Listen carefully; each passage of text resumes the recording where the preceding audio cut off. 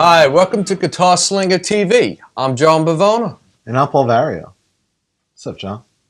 What's up, Paul? How you doing, yo? I'm okay. What you got today? Today we're going to speak about a chord that made many musicians. Many millions of dollars. Many millions of dollars, yeah. And it's probably one of the easiest chords to play. Yeah, it's the power chord. Yep. Some people say it's not even a chord, and they're kind of right. For a chord to technically qualify as a chord, it should have 3 different pitches in it. So like if you play a G chord, it has G, B, and D in it. 3 different notes, 3 different pitches. It's a chord. Power chord, technically, well, it's when we study music, it's an interval. It's, well, if we play a major scale, I'm going to go, you have a key you want to work in today? G. Okay.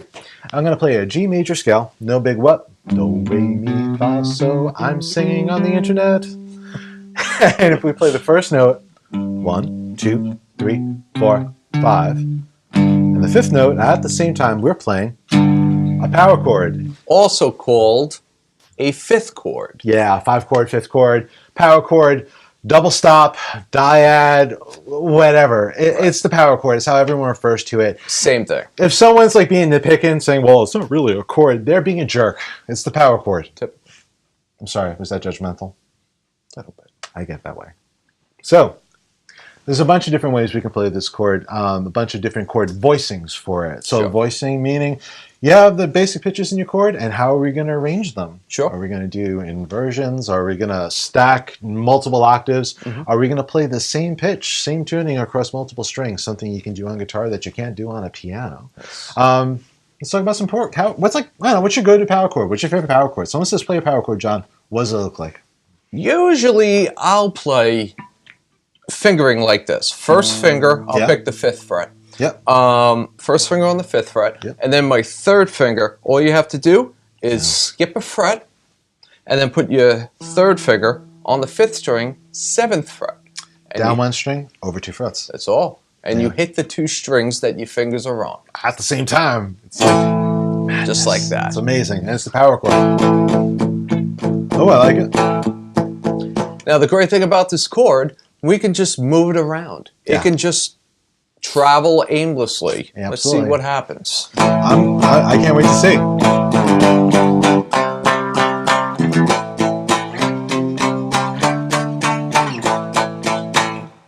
Sound like music to me.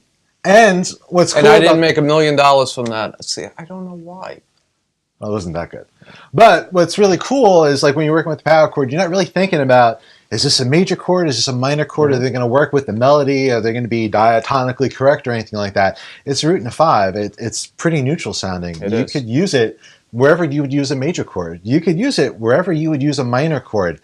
It really doesn't work for a diminished chord. It won't work for an augmented chord. But you know, unless you're playing jazz and stuff like that, you don't see those too often. And truthfully, if you're playing jazz, you're not playing too many power chords anyways. True. So it's really, really great. And there's so many different voicings and ways to play it.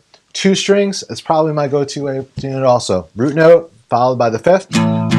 Now what fingers, because I'm sorry to interrupt, I've seen different people playing it either with their 3rd finger, and sometimes I also will play with my pinky. What do you do? Honestly, I think it's sometimes I do both. Yeah, I think me too. My default is probably ring and pinky. Good luck with that one. Oh man, that's no. Don't do that. No. Probably index and ring. For me and my students, it really depends on their size, their strength, where they are in guitar. For some students, they have small hands on a big guitar, and this is a hell of a lot easier for them than this. It's the only way they can reach. The pinky is weaker. You know, it's shorter, but it does kind of work for the power chord pretty well. So if you're comfortable doing it, go ahead and do it. I like the ring. I mean, honestly, to me, the ring sets up your hand for learning how to play the bar chords. Right. So I'm always kind of thinking in advance with my students. I'm like, hey, let's get the student playing a note. Let's get the student play 2 notes. Let's make it 3, 4, 5, 6. Right. But you know, bar chords, as some of you may know, they're never really fun. They never really get easier, and you always have to squeeze the heck out of your guitar to make them happen. It's your episode, Sure. Yeah. We'll get there.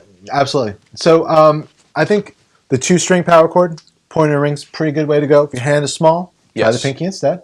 Right. And sometimes I'll thicken the chord a little bit. You do this too, of course. Yep. If you add the pinky right behind the ring finger, you're taking this note, which is your root note, your bass note, your note that gives the chord its first name. This is the A in the A power chord. You're playing it again over here, 1 octave higher. Great. It's going to be a little thicker, a little richer fuller sounding. If you're playing like something that's kind of strumming, it'll just make it a little richer. You can arpeggiate. Get some cool patterns like that. It's pretty sweet. There's lots of ways you can stack it, though, John. Did you ever hear this riff? Yeah, I'm going to stop there because I'm not paying anyone copyright money. It's not happening. Never heard it before. Yeah, but that's an inversion of the power chord. Yes, it is. So the 5, or the 5th, is on the bottom, and the root is on the top. So this is actually a G power chord. The deepest pitch is a D.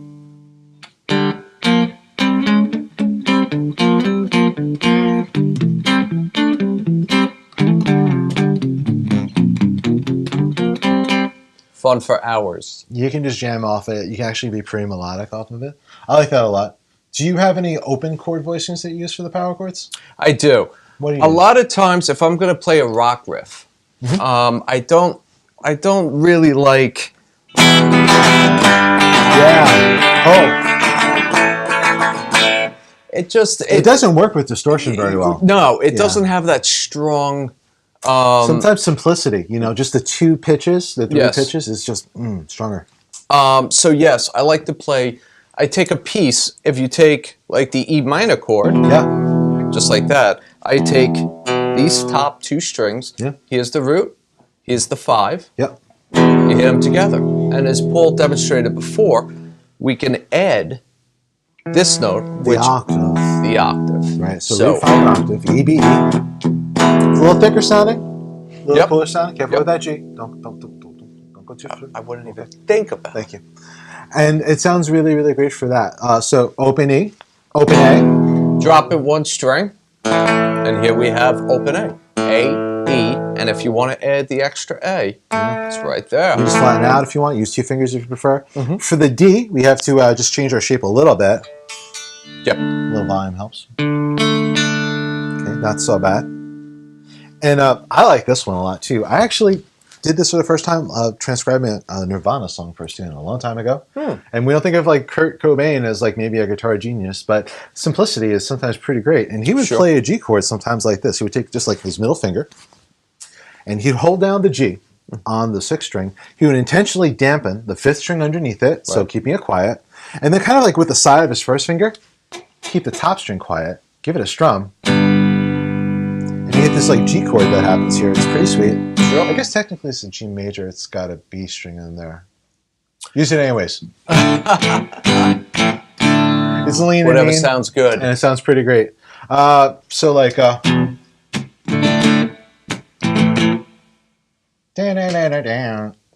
you never heard that before. Anyway, what some people do also, instead of playing a power chord like this, they get even lazier. Oh, I get lazy sometimes. They take this low E string, and make it. Oh, you're gonna drop D. Alt on. So an alternate tuning here. Alternate tuning. Great. So what we did, we made this string a whole step lower. So what we used to do, if we were fingering it like this, that won't work anymore. Metal.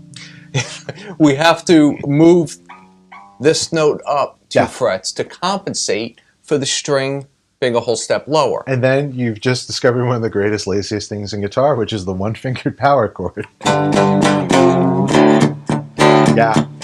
You can get some cool bends and some vibrato on your chords. Give it a shake. That's pretty sweet. Now, sometimes I'm lazy in my own way, and I have to do a song in drop D tuning, but I just don't want to deal with my guitar being tuned down. Maybe I'm playing a guitar with a whammy bar and it doesn't like tuning down. So I'll play that 1-fingered power chord that I played earlier, the inversion. Here's my D note. I'll play the A on the bass string over it.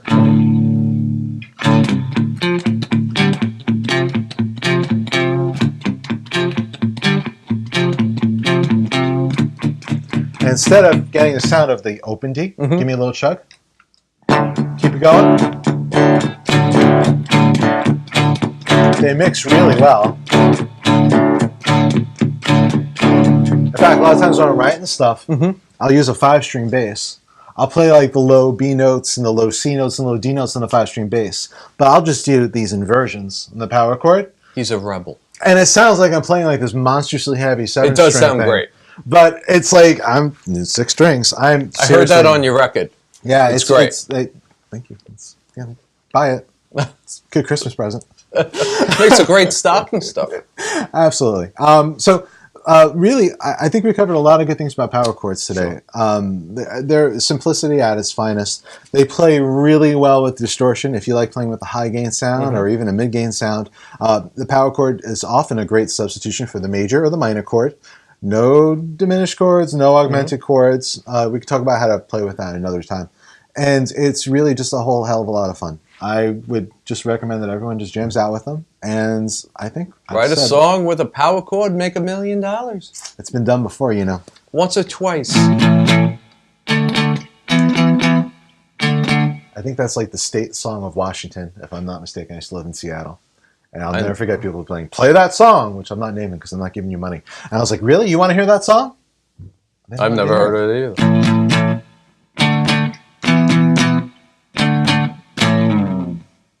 Okay, so take the power chord, the 5th chord, whatever you want to call it. It's the same thing. It's a chord. It's a chord. Don't let those internet Nazis tell you otherwise. Yes. Internet Nazis. Oh, we're going to edit that. Definitely. Sorry. Hey, listen, I'm Paul Vario. This is Jon Bivona. Please check us out again. Subscribe. Check out our Patreon page. And we're here to really work with you. We're going to look at the comment section on our videos.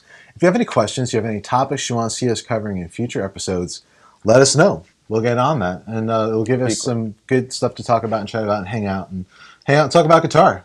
It's what we love to do. It's kind of what we do. Guitar Slinger TV. Join us.